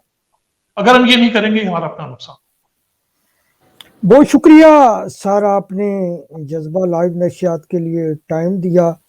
مجھے تو اندازہ ہے کہ جن دنوں آپ کونسل جنرل صاحب آپ تعینات تھے ادھر میلان میں یونان میں جایا کرتا تھا تو ان کو پراؤڈلی میں کہا کرتا تھا کہ میلان میں اٹلی میں بغیر سفارش کے ہر شخص کا کام میرٹ پہ ہو رہا ہے. بلکہ میں بارسلونا بھی جایا کرتا تھا, جا کر یہی بتایا کرتا تھا کہ میلان میں ہر شخص کا کام بغیر سفارش کے ہر شخص کا کام میرٹ پر ہو رہا ہے. کہ میلان آپ لوگ جا کر ماحول دیکھیں کتنا اچھا ہے. تو خوش قسمتی ہے کہ یونان کی پاکستانی کمیونٹی کی کہ آپ وہاں اب ایز اے ایمبیسڈر تعینات ہو گئے ہیں.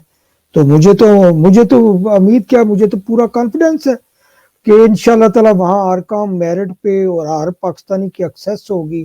اور انشاءاللہ تعالی جو آپ نے سٹیپ اٹھائے ہیں وہ بھی بڑے آئیڈیل سٹیپ ہیں. اور مدثر خادم صاحب, اصول صاحب, میں آپ کو بات بتاؤں ایک انٹرسٹنگ, جب عزت مآب ندیم خان صاحب تعینات ہوئے تھے اٹلی میں تو انہوں نے آتے پوری کمیونٹی کو کہا تھا کہ جب تک آپ کٹھے نہیں ہوں گے میں کسی کمیونٹی فنکشن میں نہیں جاؤں گا. انہوں نے سب کو واضح بلا کر کہہ دیا تھا کٹھے ہوں گے تو میں نے فنکشن میں جانا ہے, ادروائز نہیں جانا.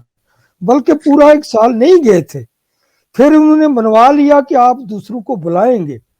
تو میں تو دیکھیں بڑی ان کی دل کی خواہش ہوتی تھی کہ کمیونٹی ایک ہو.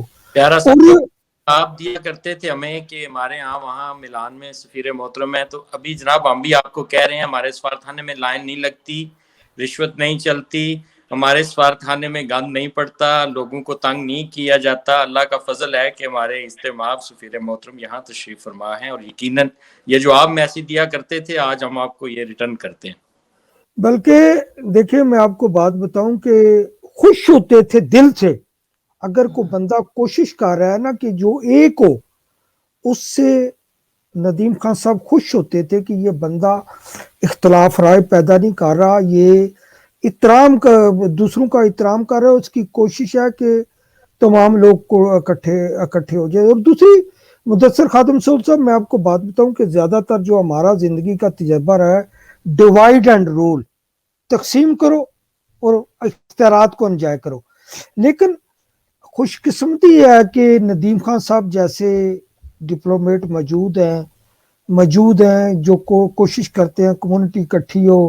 اب چودھری منظور صاحب تعینات ہیں میلان میں, وہ بھی کوشش کر رہے ہیں کہ اللہ کرے ایک ہو جائے. تو دوسری یہ بات یہ ہے کہ مدثر خاتم صاحب یہ ایڈیشنل سیکرٹری اوورسیز بھی رہے ہیں ندیم خان صاحب, تو ان کی پوری دنیا کے جو اوورسیز پاکستانی کے مسائل ہیں ان سب پہ ان کی گریپ ہے, ان کا تجربہ ہے. تو انشاءاللہ تعالی بہت ہی جلد جو ہے ایک یونان میں آئیڈیل ماحول ہوگا. جو سفارتخانے ہیں یورپ کے ان میں آپ کو ایک آئیڈیل ماحول نظر آئے گا, کیونکہ ان کی ورکنگ سٹائل کو میں سمجھتا ہوں. ایک دفعہ میں اور اپنا ذاتی تجربہ بیان کروں کہ ایک دفعہ کوئی کشتی ڈوب گئی, 14-15 ڈیڈ باڈیز پاکستان جانی تھی. تو میں ندیم خان صاحب کے پاس گیا, میں نے کہا عزت مآب ہم چاہتے ہیں کہ آپ کونسلیٹ میں کمیونٹی کو اکٹھا کریں تاکہ چندہ اکٹھا کیا جائے اور یہ ساری ڈیڈ باڈی پاکستان جانی چاہیے. انہوں نے کہا گورنمنٹ آف پاکستان اتنی غریب نہیں ہے کہ یہ ڈیڈ باڈی پاکستان نہ چل سکے.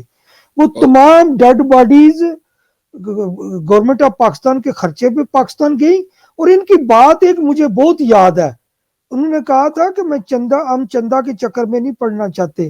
27,000 یورو چندہ کمیونٹی نے اکٹھا کیا, آج تک اس چندے کا پتہ نہیں لگ رہا کہ وہ چندہ کہاں گیا کہاں نہیں گیا. کہاں گیا کہاں نہیں گیا. لیکن انہوں نے مطلب ڈسکرج کیا. امبیسڈر محترمہ تمینہ جنجویا صاحبہ تھی, انہوں نے ڈسکرج کیا. انہوں نے کہا, اشتیاق عاقل صاحب تھے, انہوں نے کہا کہ چندہ کمیونٹی سے نہیں لینا. گورنمنٹ آف پاکستان نے ڈیڈ باڈیز بھیجی, لیکن کمیونٹی آج تک اس چندے کا حساب نہیں دے سکی. ابھی تک لڑائی جھگڑے چل رہے ہیں کہ وہ جو پیسے 27,000 یورو کٹھے ہوئے وہ کہاں چلے گئے. تو انشاءاللہ تعالی کہ ہمیں تو اندازہ ہے کہ جو کام میرٹ پہ ہوتے تھے, جس طرح انہوں نے بتایا کہ وہ آڈیو اور ویڈیو یہ انہوں نے امپلیمنٹ پہلی دفعہ ملان میں آ کر کیا تھا کہ کیمرے سے وہ دیکھ رہے ہیں کہ کتنی دیر میں بندہ انٹر ہوا, کتنی دیر میں فارغ ہو کر جا رہا ہے, وہ دیکھ رہے ہوتے تھے وہاں. تو ان کی نظر ہوتی تھی ایک بندہ انٹر ہوا ہے اور واپس گیا ہے, اور وہی انہوں نے وہاں نافذ کر دیا ہے. تو سر بہت شکریہ, آپ نے ہمیں ٹائم دیا. آخر میں یہ کہوں گا صرف اتنا سا کہ آپ کمیونٹی کو میسج دے دیں کہ پاکستان کا امیج, پاکستان کا وقار بلند کرنے کے لیے ہمیں کیا کرنا چاہیے. جی بہت شکریہ, آپ نے اتنی طویل باتیں کی میرے لیے اور میرے کام کے لیے, میں آپ کا شکر گزار ہوں. لیکن یہ چیز میں دوبارہ آپ سے کہوں گا کہ ان تمام چیزوں کے لیے, اس طرح کی کامیابی حاصل کرنے کے لیے کمیونٹی کا تعاون جو ہے نا بہت ضروری ہوتا ہے. ملان میں بھی یہ چیز تھی کہ تھوڑا سا ٹائم لگا, کیونکہ ایک بالکل ڈفرینٹ سسٹم تھا, اسے لوگوں کو سمجھنے میں اور ان کا یقین حاصل کرنے میں کافی ٹائم لگا مجھے. لیکن ایک دفعہ جب ان کو یقین ہو گیا کہ واقعی میں یہ ایسا ہی ہے جیسا یہ کہہ رہے ہیں, کہ بغیر کسی کی سفارش کے, بغیر کسی کے ساتھ آئے ہوئے کسی بھی بندے کا جینون کام جو ہے وہ ہو جائے گا, جب ان کو ایک دفعہ اس چیز کا احساس ہو گیا تو اس کے بعد میرے لیے پریشانی جو تھی کمپلیٹلی ختم ہو گئی. کیونکہ مجھے بھی برا لگتا تھا کہ اگر کوئی گاؤں اس کا کمیٹی لیڈر کسی بندے کا کام لے کے آیا ہوا ہے تو میں پہلے اس سے یہ پوچھتا تھا کہ یار تم نے خود جا کے اپلائی کیا ہے, خود ٹرائی کیا یا نہیں کیا. کیونکہ اگر تم نے خود ٹرائی کیا ہے اور تمہارا کام نہیں ہوا تو کیوں نہیں ہوا. مجھے پھر یہ تشویش ہوتی تھی کہ میرے سسٹم کے اندر جیسا میں سسٹم اسٹیبلش کرنا چاہتا ہوں اس میں کوئی خرابی ہے. لیکن پھر یہ پتا چلتا تھا کہ وہ لوگ گئے ہی نہیں ہیں. پھر میں ان سے یہ کہتا تھا کہ جی آپ میرے آفس میں بیٹھیں, ان کو نیچے بھیجیں, دیکھیں ان کا کام خود سے ہوتا ہے نہیں ہوتا. تو مجھے اس چیز کا تھوڑے سے عرصے کے بعد اطمینان ہوا میرے, اور جو لوگ ان کے ساتھ آتے تھے ان کو بھی اس چیز کا اطمینان ہو گیا کہ کام ہو سکتا ہے. تو پہلے یہ پرابلم وہاں پہ تھی, اس کو چینج کیا. لیکن یہاں پہ خدا کا شکر ہے کہ آلریڈی اس طرح کا سسٹم بہت حد تک موجود تھا. مجھ سے پہلے جو ہمارے چارجی افیئر تھے یاور عباس صاحب, انہوں نے اور ان کے ساتھ جوکیو صاحب نے اس معاملے کو سیٹل کیا ہوا تھا. اور مجھے تھوڑا سا آ کے اس پہ ذرا سا کام, اس کو آپ کہہ لیں کہ فنیشنگ ٹچ جو ہے وہ دینا پڑا. اور اللہ کا شکر ہے کہ بہت زیادہ ایفرٹس نہیں کرنے پڑے, اور یہ چیز بالکل مکمل طور پہ ویسے ہی چل رہی ہے جیسے ملان میں تھی. اور مدثر صاحب بھی اس چیز کو سمجھتے ہوں گے, اور یقیناً ان کے پاس خبریں بھی آتی ہوں گی کہ اب یہاں پہ بھی بغیر کسی کی سفارش کے کسی بندے کے ساتھ کوئی دوسرا شخص نہیں آتا اس کا کام کروانے. جس کا کام ہوتا ہے وہ خود آتا ہے, جمع کرواتا ہے, چلا جاتا ہے, اور اس کے بعد وہ کام ہو جاتا ہے اور ہمیں پتہ بھی نہیں چلتا. اور یہی چیز سفارت خانوں میں ہونی چاہیے. کسی کی سفارش, کسی کی اپروچ, کسی کی وہ, کیونکہ دیکھیں سفارش چند لوگوں کے پاس ہوگی, چند لوگ آپ کو رابطہ کر سکتے ہوں گے, چند لوگ آپ کو مجبور کر سکتے ہوں گے کہ آپ ان کے ساتھ آگے کونسلیٹ میں یا ایمبیسی میں اپنا کام کر رہے ہیں. لیکن باقی لوگ جو ہے میجورٹی, وہ پھر کس طرح سے کروائے گی اگر یہ والا سسٹم ہم نے نافذ کیا. تو یہ سسٹم جو ہے موجودہ یہ سب لوگوں کے لیے فائدہ مند ہے. اور مجھے خوشی ہے کہ جو یونان میں کمیونٹی ہے انہوں نے اس چیز کو وائلیٹ کرنے کی کوشش بالکل نہیں کی. ان میں سے کسی شخص نے اس معاملے کو بائی پاس کرنے کی کوشش نہیں کی. اور میں اس چیز کا مکمل طور پہ پوری کمیونٹی کو اور خاص طور پہ جو لیڈرز ہیں ان کو کریڈٹ دیتا ہوں کہ میرے پاس زیرو انٹرفیئرنس رہی ہے اس چیز میں. جیسا کام چلتا رہے, ہو رہا ہے. ہاں جہاں پہ ان کو دشواری ہوئی تو انہوں نے مجھے اپروچ کر کے ضرور کہا کہ جی اس کو ذرا دیکھ لیجیے. اور میں نے جب دیکھا ہے کچھ کیسز بھی ہوتا ہے کہ کچھ تھوڑی سی میری ان کے ساتھ سہولت میں اگر کر دوں تو ان کا کام ہو جائے. کبھی ایسا ہوتا ہے کہ ان کو صرف بتانا ہوتا ہے کہ یار آپ کا کام ادھر پھنسا ہوا ہے, اور کبھی یہ ہوتا ہے کہ واقعی میں ان کے ساتھ ایسی چیز ہو رہی ہوتی ہے جو اگنور ہوتی ہے تو اس کو ایڈریس کر دیا جاتا ہے. اللہ کا شکر ہے کہ یہاں کا کام بغیر زیادہ ایفرٹس کے اچھا چل رہا ہے, اور ویسے ہی اسی پیٹرن پہ چل رہا ہے جیسے ادھر ہے ملان میں ہے. میرا جو ان کے لیے میسج ہے کمیونٹی کا کہ بالکل اسی طرح جیسے آپ لوگ نان انٹرفیئرنس کے ساتھ لیکن ایٹ دا سیم ٹائم اپنی جو پوزیشن ہے اس کو یوز کرتے ہوئے ان لوگوں کی مدد کر رہے ہیں جن کی شاید مجھ تک یا میرے ساتھیوں تک रसाई नहीं है या जिनको कोई थोड़ी सी दुश्वारी है या जो झिझकते हैं डायरेक्ट अप्रोच करने में, आप लोग उनके केसेस हम तक पहुंचाते हैं। आप यकीन करें कि ऐसे तमाम जेन्युइन केसेस जो आप लोगों के तवज्जुह से मुझ तक पहुंचते हैं, मुझे उनको हल करने में खुशी होती है। मैं बिल्कुल जर्रा बराबर भी उससे नाराज नहीं होता। वजह उसकी है कि हमारा मकसद यहाँ पे बैठ के काम करना है और ज्यादा से ज्यादा जितने लोगों को हम फैसिलिटेट कर सकें। एक सिस्टम हमने बना दिया है, वो सिस्टम चल रहा है, उसमें तो जो लोग फैसिलिटेट हो रहे हैं वो हो रहे हैं। इसके अलावा अगर ऐसे लोग हैं जिनको थोड़ी सी प्रॉब्लम है और वो हम तक नहीं पहुंच सकते और आपके थ्रू हम तक पहुंचते हैं, तो मैं बिल्कुल हाजिर हूं उनकी मदद के लिए, उनके मसलों को हल करने के लिए। और जिस हद तक हमें जाना होगा हमें पता है, आप लोग अपना ये काम करते रहें और ऐसी भी चीजें जो आपकी नॉलेज में है, हम तक नहीं पहुंच रही हैं, अगर आप वो पहुंचाएंगे तो आप कम्युनिटी की खिदमत करेंगे। और मेरे लिए इससे बढ़ के कोई बात नहीं होगी कि मैं कम्युनिटी के साथ मिलके अपने लोगों के लिए, जनरल पब्लिक के लिए जितनी सहूलियात मैं ला सकता हूं, मैं इंशाल्लाह लेके। बहुत शुक्रिया सर, आपने टाइम दिया। तो इंशाल्लाह ताला फिर मुख्तलिफ प्रोग्रामों में आपको मदऊ करते रहेंगे। ये अच्छा तरीका है कि कम्युनिटी मुकम्मल कम्युनिटी तक, ग्रास रूट लेवल तक एक मैसेज चला जाता है। तो बाकी तो इंशाल्लाह ताला जो आपने निज़ाम बना दिया कि मेरिट पे, बल्कि मिलान में तो हम सब को कहा करते थे जो हमारे पास आता था, पहले यार डायरेक्ट जाओ तो सही, कोशिश तो करो, अगर आपका काम नहीं होता तो हमें बताओ। तकरीबन 99% लोगों का काम हो जाता था। वो हम कहते थे हमें क्यों फोन करते हो, पहले जाओ तो सही, अगर नहीं होता तो हमें बताओ। तो इंशाल्लाह ताला वहां भी एक जो यूरोप के सफारत खाने हैं उनमें यूरान का सफारत खाना इंशाल्लाह ताला आइडियल नजर आएगा। बहुत शुक्रिया सर। मैं सिर्फ एक चीज और ऐड करूंगा यहाँ पे कि इसमें ये जरूर आप कह सकते हैं कि मैं क्योंकि इस टीम को लीड कर रहा हूं तो नाम मेरा ही आप लेंगे, लेकिन यहाँ पे मैं आपको ये बता दूं कि जब तक टीम का हर रुकन अपनी कंट्रीब्यूशन नहीं करता, वो टीम अच्छी तौर पे काम नहीं करती। मेरे साथ इस वक्त जो लोग हैं, जो ऑफिसर्स हैं, मैं कहता हूँ बेस्ट लोग हैं, अपनी हद्दुल इम्कान, अपनी पूरी मेहनत के साथ, अपने पूरे जज्बे के साथ वो मेरा साथ दे रहे हैं। और शायद यही वजह है कि हम अपनी उन कोशिशों में किसी हद तक कामयाब हैं कि हमारी कम्युनिटी को, मेरा ख्याल है कि कम से कम शिकायतें होंगी और हमारे रवैये से खासतौर पे बिल्कुल शिकायत नहीं होगी। मैं कम से कम आप ये कह लें कि खुशफहमी में हूं, और मुदस्सिर साहब सही बता सकते हैं। लेकिन मुझे अभी तक जो रिपोर्ट्स मिली हैं, जो चीज मैंने सामने देखी है, वो यही है कि हमारे रवैये से, हमारे काम से कम्युनिटी को शिकायत नहीं है। जो प्रोसीजरल डिलेज हैं, जो हमारे इख्तियार से बाहर हैं, वो प्रॉब्लम्स यकीनन मौजूद हैं। किसी हद तक शायद हल हो जाए, लेकिन बहुत हद तक वो रहेंगी। अलबत्ता ये पूरी टीम एफर्ट है, और ये तमाम टीम, जिसमें यावर अब्बास साहब, जिसमें जोकियो साहब, जिसमें हमारे नए कम्युनिटी वेलफेयर ऑफिसर हैं हैदर सुल्तान साहब, इन तीनों की और नीचे जितना अमला है उन सब की कोऑपरेशन और कोऑर्डिनेशन और मेहनत शामिल है। उनके बगैर ये चीज मुमकिन नहीं थी। मिलान में भी यही था और यहाँ पे यही है। बहुत शुक्रिया। बहुत शुक्रिया सर, बहुत शुक्रिया। Thank you very much sir.